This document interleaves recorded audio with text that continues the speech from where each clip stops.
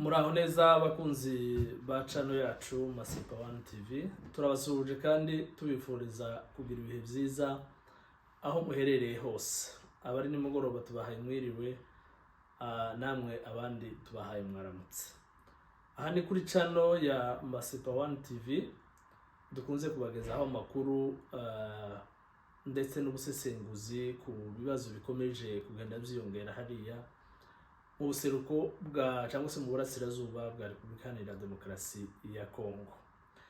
Tukaba rero tubahaye ikaze mu kiganiro tugiye gukora uyu munsi, turi buze kureba uko byifashe i Goma, ndetse tuze no kubagezaho amagambo makuru yavuzwe mu kiganiro abategetsi ba AFC M23 bagejeje ku banyamakuru umunsi w'ejo.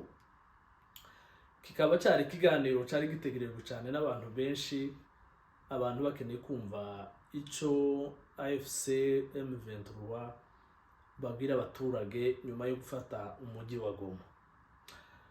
Nanone turaza gusubira inyuma turebe amakuru uko byifashe muri Sud Kivu, cyane cyane muri Haut Plateau imurenge. Turaza kubabwira naho uko hameze kuri uyu munsi nyuma y'ibihe by'intambara n'ubwicanyi biherutse kuhabera muri uku kwezi kwa mbere ndetse no ku mwisho ukwezi kwa 12. Ikindi nanone turaza kubabwira mu ncamake amagambo nyamukuru Perezida Tshisekedi yavuze muri disikuru yiwe. Nitumara noneho tuze gukora igisa n'ubusesenguzi gitoya kuri izo mbwirwaruhame zombi, zizo mpande zombi, uruhande rwa leta n'uruhande rwa Corneille Nangaa. Rero kuko mubibona kuri screen uri kumwe nanjye Makombe Patrick, uvugira hano muri Canada, ariko tukaba turi kumwe n'abandi bagenzi bacu bari hirya no hino. Turi timu nini tugenda dufatikanya duhanahana amakuru kugira ngo tubagezeho amakuru y'ukuri, amakuru yizewe, amakuru duhagazeho, amakuru atari ibihuha. Rero mbere yuko tubagezaho ayo makuru ku burambuye, nagira ngo mbasabe n'ubundi nimba utarakora subscribe aribwo bwa mbere ukurikiranye iyi channel yacu, ni ikintu gitoya n'ukuri no kubasaba gusa ko mwakora subscribe, hanyuma mukalikinga, mugabisangiza abandi, ndetse byaba ngombwa n'ibitekerezo byanyu mukabyandikaho muri comment. Tubiha agaciro kandi turabyubahiriza cyane. Hanyuma reka tubagezeho amagambo makuru Perezida wa Kongo yavuze mu kiganiro yahaye abanyamakuru nyuma yaho umujyi wa Goma ufatiwe bidasubirwaho na M23. Tubibutse ko Perezida ubwe Tshisekedi yari yaravuze ko Goma itazigera ifatwa habe n'umunsi umwe. Bati rero dufite ingabo nyinshi kandi twizeye. Yavugaga ko mu by'ukuri M23 itazigera ihafata, ndetse sinawe wenyine, hari n'abandi bategetsi bagiye babivuga ati M23 nibibesha bakagaba igitero hano mu mujyi wa Goma, atubwo umujyi wa Goma niyo uzabugiye kuba imva zabo. Byaje kugenda kuko nyine mubizi umujyi wa Goma warafashwe, nubwo wari urimo ingabo nyinshi ariko warafashwe, kandi ubu nyine ibice byose biwugize bikaba bigenzurwa n'umutwe wa M23 cyangwa se AFC yowe na Corneille Nangaa. Muri iryo jambo rero Tshisekedi yavuze yagejeje ku baturage, naryo ryari ritegerejwe cyane n'abantu benshi. Yavuze ko barimo gutegura igitero simusiga kizahakikisha ko basubije M23 inyuma, ndetse bakigarurira n'ubutaka bwose M23 yigaruriye. Mu yandi magambo yaravuze ati nta parcelle n'imwe y'igihugu cyacu izasigara mu maboko ya M23. Muri iri jambo ikindi yavuze naco gikomeye yavuze ko yasabye inzego zose za leta kugabanya amafaranga bakoresha kugira ngo babone amafaranga bashira mu ngabo kugira ngo bakomeze igisirikare. Ubwo ni ukuvuga ko mu bijanye na administration byinshi bizagabanuka, bazagabanya dépense, bazagabanya n'ibindi, ndetse ntekereza ko n'ibindi bikorwa by'iterambere bizaba affecté kugira ngo babone uko yubaka igisirikare nk'uko perezida yabivuze. Ikindi nanone yavuze ko yasabye ko urubyiruko rwose rw'abanyekongo bagomba guhaguruka bakinjira igisirikare kugira ngo barwanye M23. Yavuze ko urubyiruko rwose, ni ukuvuga ngo umusore wose w'umukongomani afite umwanya, afite place mu gisirikare cy'igihugu. Ikindi nanone muri iyo mbwirwaruhame cyangwa se muri iryo jambo ryari ritegerejwe cyane muri iyo disikuru ye, yanenze yivuye inyuma communauté internationale ko ntaco ikora kugira ngo ifatire u Rwanda ibihano, iwe avuga ko arimo rutera inkunga umutwe wa M23. Mu mubaro mwinshi wagaragaraga ndetse n'umubabaro nyine, yavuze ko mu by'ukuri nubwo communauté internationale ntaco ikora, ariko abanyekongo bateni dushira hamwe tuzabasha kubohoza igihugu cacu no gusubiza inyuma M23 no kuyihasha ndetse nabo yita abaterankunga bayo.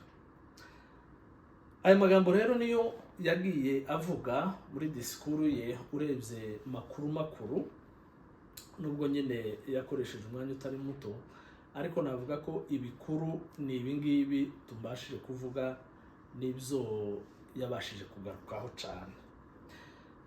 Ikintu abantu bari biteze, ntekereza abo twavuganye baravuze bati bari biteze ko perezida ari buze kuvuga kuri ziriya ngabo zafashwe na M23, ko nimba hari icyo barimo bakora cyangwa se nimba hari icyo leta irimo guteganya kugira ngo yongere irekipere ziriya ngabo.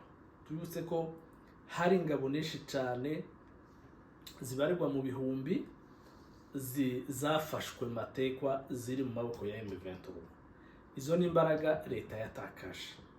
Hari ibikoresho bitagira ingano, ibikoresho imbunda za gisirikare, ibifaro, ni ukuvuga ngo guverinoma ya Kongo uretse kuba yarabuze bari abantu, kuba yaratakaje ziriya mbaraga, yatakaje n'ibikoresho mu by'ukuri nabyo bibarirwa muri za miliyoni z'amadolari.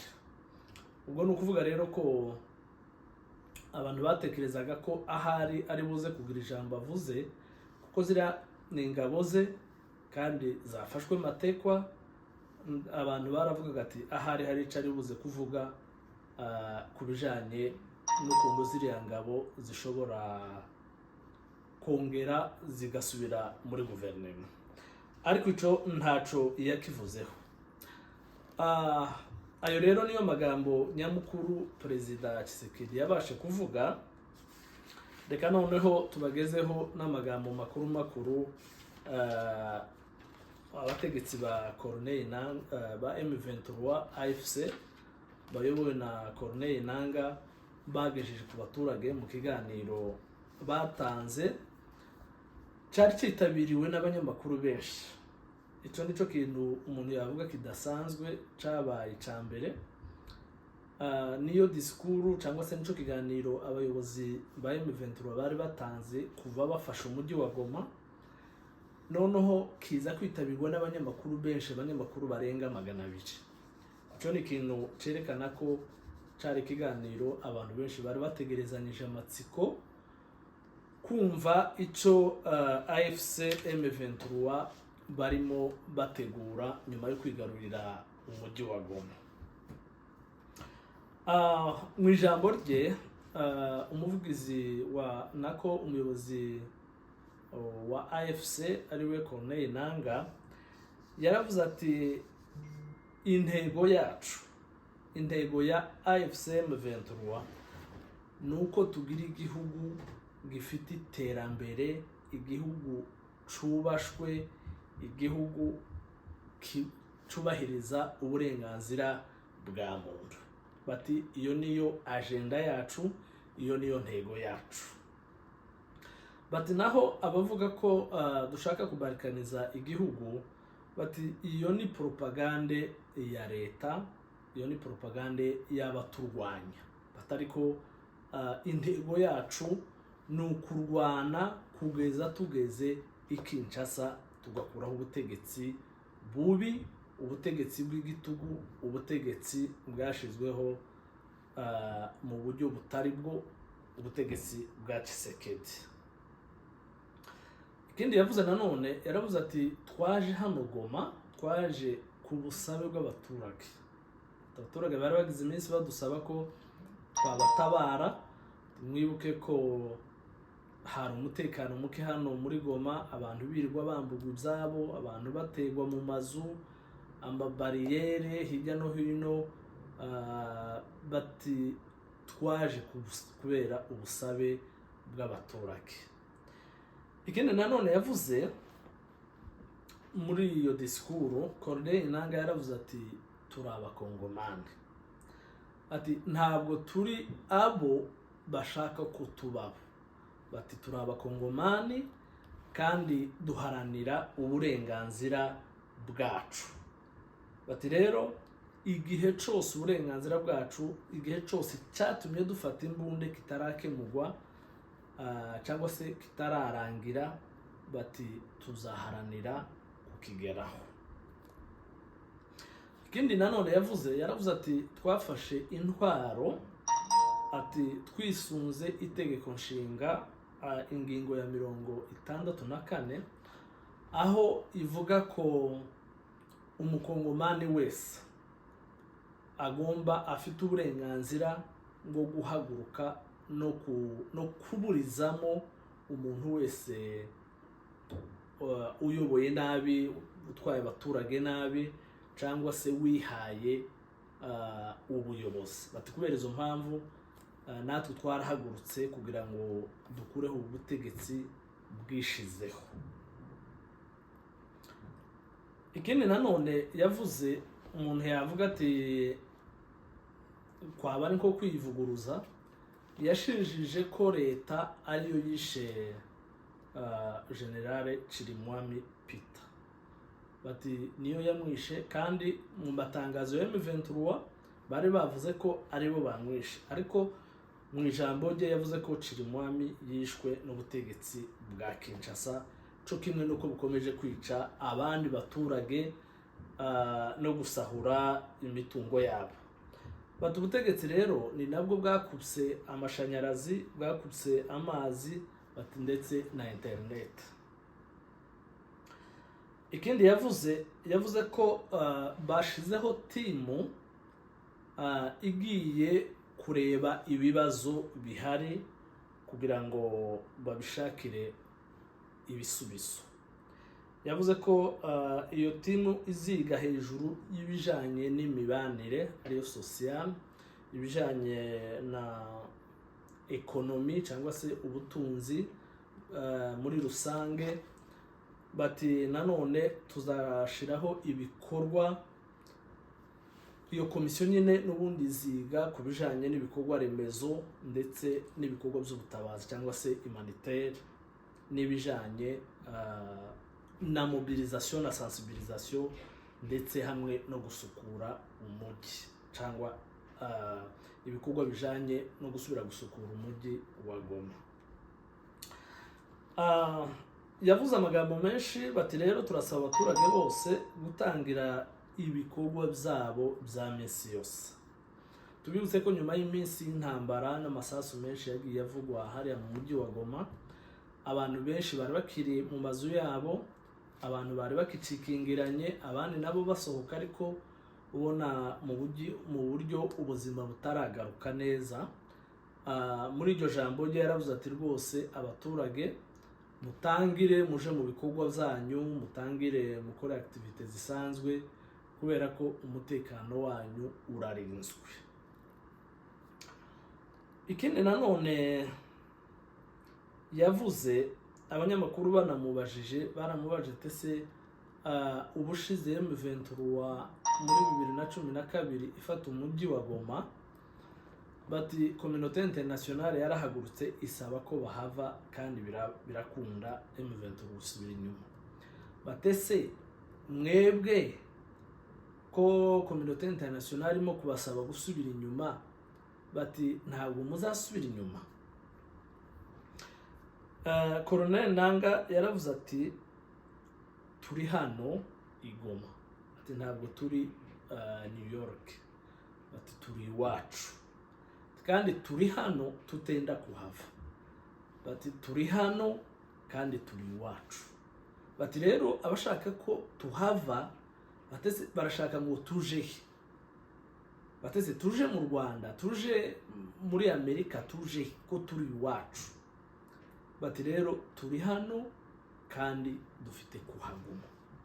Bati ndetse rero nikindi ati mba turamutse leta yemeye ko dukorana imishikirano, bati tuzemera dushikirane turi hano, ariko ibyo gusubira inyuma ibyo ntibirimo.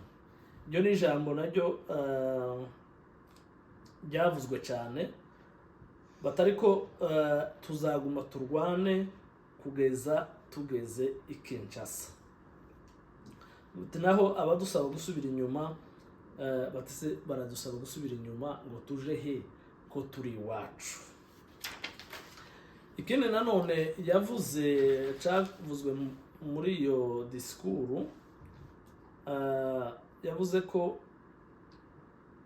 nta handi benda kuja, bati rero turi hano kandi niho tuzaguma. Bakunzi bacu rero, ayo niyo magambo makuru Colonel Nanga yavuze, nubwo ari ikiganiro cagize umwanya muremure, ariko ibyo niyo magambo makuru twabashe gutegura kugira ngo tubagezeho. Rero reka rero tubabwire nuko byifashe uyu munsi hariya mu mujyi wa Goma, ariko nubundi turaza no kugera iwacu Minembwe turebe uko naho hameze. Muri Goma rero, kuva aho M23 ifatiye umujyi wa Goma, ubu nyine ibikorwa byose byo kugarura ituze n'umutekano no guhiga inyeshamba zimwe na zimwe zishobora kuba zarihishe mu mazu y'abaturage, ubu ngubu rwose birimo biragenda neza ku ruhande rwa M23. Ituze rimaze kugaruka, nta masasu arimo yumvikana, kandi bivuze ko mu by'ukuri barimo bagenda bashinga ibirindiro kandi bagenda etape par etape bafata bagerageza kumetiriza umutekano wa hariya kuri Goma. Ikindi nanone tutabura kuvuga nubwo nagikomojeho, hari ibintu bikomeje kugenda bigaragara nabyo bitangaje, navuga ko bidasanzwe byabaye hariya mu mujyi wa Goma. Icyambere nuko imbunda zahafatiwe ibifaro bya gisirikare byafatiwe hariya, imodoka za gisirikare zafatiwe hariya. Ni ikintu abantu batatekerezaga ko bishoboka, ni ikintu abantu babwiraga ko nta muntu wafatana ingabo zanganaga kuriya zibarirwa mu bihumbi 100 ko wazifatana na biriya bikoresho. Uru ni urugamba ntekereza ko rw'amateka, ni urugamba ruzandikwa mu mateka y'isi, nka za ntambara twagiye tubona, tuvuge nk'intambara ya Kitona, tuvuge nk'intambara y'ingabo za Israel zibohoje abantu babo bari bafungiwe hariya muri Uganda, tuvuge nka operation ziriya zose zidasanzwe. Mu by'ukuri iyi nayo iri muri operation zidasanzwe, kubera ko hariya hari ingabo nyinshi cyane zifite ibikoresho byose bishoboka, ariko ibyo zose barabibafatanye, abenshi bafatwa amateka, ariko ziriya mbunda twagiye tubona, ibifaro, imbunda zirasa amakompora, imbunda z'amasasu, mu by'ukuri ni ikintu kidasanzwe cyagaragaye hariya hantu muri iriya operasiyo. Ikindi nanone kidasanzwe, abantu ntibari bazi ko hariya hari umubare munini w'abacancuro, kandi ntibari banazi ko bahembwa amafaranga angana kuriya. Abantu bibwiraga ko none ari abantu bakeya, ariko n'ubundi tubibutse ko abagaragaye ari bake paraporo na bamwe bavugwaga. Icyo nacyo cyabaye ikintu kidasanzwe kandi cyababaje Tshisekedi cyane, kuba biriya bintu byose barafashwe n'uwo yita umwanzi we. Nanababwiye ko tutasoza tutababwiye uko Minembwe hifashe. Minembwe mu by'ukuri ubu hari ituze, harasa naho hari amahoro bukeya, kubera ko ingabo zirasa n'izimaze guhuha, ziratuje. Turibwira ko mu by'ukuri umutekano urimo ugenda ugaruka, nimba batongeye kandi kubidaga nk'uko bisanzwe bigenda. Ikindi nanone tutabura kuvuga ni umubano urimo usa n'ugenda uzamo agatotsi hagati ya Afurika y'Epfo n'u Rwanda. Kuva umunsi perezida wa Afurika y'Epfo yavuze ko yise ingabo z'u Rwanda ko ari milisi.